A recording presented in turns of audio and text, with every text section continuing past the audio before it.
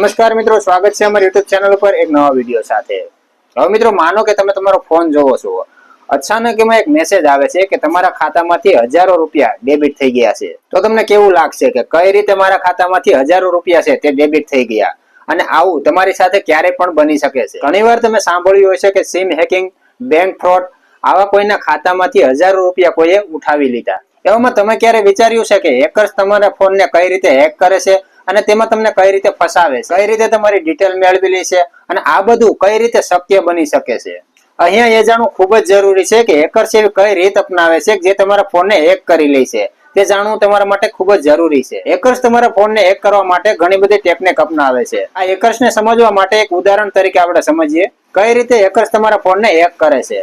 Hackers તમારી સાથે skill અપનાવે છે, હેકિંગ સ્કિલનો ઉપયોગ કરે છે અને તમારી સામે કોઈ ઓફર રાખે છે। કોઈ હેકર છે તમારા ફોન પર કોઈ મેસેજ મોકલે છે કે જણાવે છે કે તમે એટલા હજાર રૂપિયા અથવા એટલા લાખો રૂપિયા તમે જીત્યા છો, કોઈ લિંક આપેલી હોય છે તેના પર તે ક્લિક કરવાનું કહે છે। હવે આ રીતે ટેક્સ્ટ મેસેજ, ઈમેલ પણ આવી શકે છે। જે કોઈ હેકર છે આવી રીતે તમારા ફોનમાં મેસેજ અથવા કોઈ લિંક મોકલે છે, ઉતાવળમાં તેને તમે ડાઉનલોડ કરો છો અથવા તેને ઓપન કરો છો। મિત્રો, ઘણીવાર કેવું બનતું હોય છે કે જ્યારે કોઈ આપણે એપ્લિકેશન એવી મળતી હોય કે આપણે ફ્રીમાં યુઝ કરવા મળે છે, ત્યારે થર્ડ પાર્ટીનો યુઝ આપણે કરતા હોય છે। થર્ડ પાર્ટી એપ્લિકેશનનો યુઝ કરવા માટે આપણે એને બધી પરમિશન આપતા હોય છે। આવા એપ્લિકેશન, સોફ્ટવેર આપની ઇન્ટરનેટ પર ઘણા બધા જોવા મળતા હોય છે। એકવાર એપ્લિકેશનને તમે ઇન્સ્ટોલ કરી લ્યો છો, ત્યારબાદ તેને બધી પરમિશન આપી ગયો છો, ત્યારબાદ હેકર્સ તમારા ફોનના મેસેજ વાંચી પણ શકે છે અને તમારા ફોનમાંથી મેસેજ મોકલી પણ શકે છે। માત્ર એટલું જ નહીં, તમારા ફોન પરથી કોલ પણ કરી શકે છે અને કોલ પર તમે કોની સાથે વાત કરો છો તેનું રેકોર્ડિંગ પણ તે સાંભળી શકે છે। મતલબ કે એક રીતે તમારા ફોનને પૂરો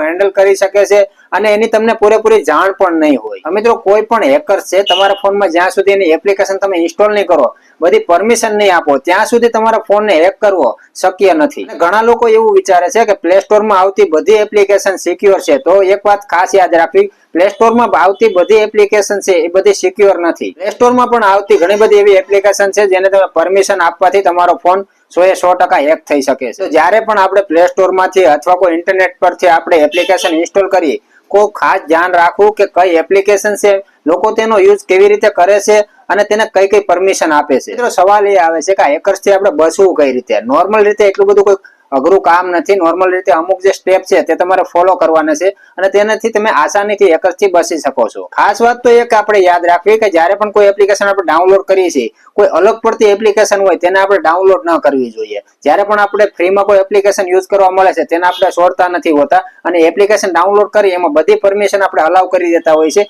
તેનાથી આપણો ફોન પણ હેક થઈ શકે છે। ત્યારબાદ આપણે વાત કરીએ કે ઘણીવાર તમારા ફોનમાં મેસેજ આવે છે, ઈમેલ આવે છે, એમાં એવું બતાવવામાં આવે છે કે આ લિંક ઉપર તમે ક્લિક કરો એટલે તમારા ખાતામાં એટલા રૂપિયા જમા કરવામાં આવશે, અથવા તમને જ્યારે લિંક ઓપન કરવાનું કે લિંક જ્યારે તમે ઓપન કરો ત્યારે તમારી બેંક ડિટેલ છે તેમાં નાખવાનું તમને કહે છે। તો આવી કોઈ પણ લાલચવાળી સ્કીમ આવે તો તેમાં તમારે પડવું નહીં। કોઈ પણ એપ્લિકેશન અથવા મેસેજ તેને ખોલીને ફોલો ન કરવા। ખાસ યાદ રાખવા જેવી વાત, જ્યારે પણ આપણે કોઈ એપ્લિકેશન ઓપન કરીએ છીએ ત્યારે આમાં વાંચ્યા વગર, આપણે કોઈ નોલેજ વગર આપણે તેને બધી પરમિશન આપતા હોય છે। તો ખાસ યાદ રાખવી, વાંચ્યા વગર ત્યારે પણ કોઈ એપ્લિકેશનને પરમિશન આપવી નહીં। તેનાથી તમારા ફોનમાં રહેલી બધી માહિતી લીક થાય છે અને તમારો ફોન હેક થાય છે। જ્યારે પણ કોઈ એપ્લિકેશન આપણે ડાઉનલોડ કરીએ, આપણે એને ઇન્સ્ટોલ કરીએ, તો એને પરમિશન ત્યારે જ આપવી જ્યારે આપણે પૂરેપૂરી તેને વાંચી લઈએ અને આ એપ્લિકેશનને આ વસ્તુની પરમિશન આપણે જરૂર લાગે તો જ એ પરમિશન આપણે આપવી જોઈએ। અમુક એપ્લિકેશનમાં તમને એવું લાગે કે આને કોન્ટેક્ટ પરમિશન, ફોન પરમિશન અથવા કેમેરા પરમિશનની જરૂર નથી, તો એ બધી એપ્લિકેશનમાં એ પરમિશન આપણે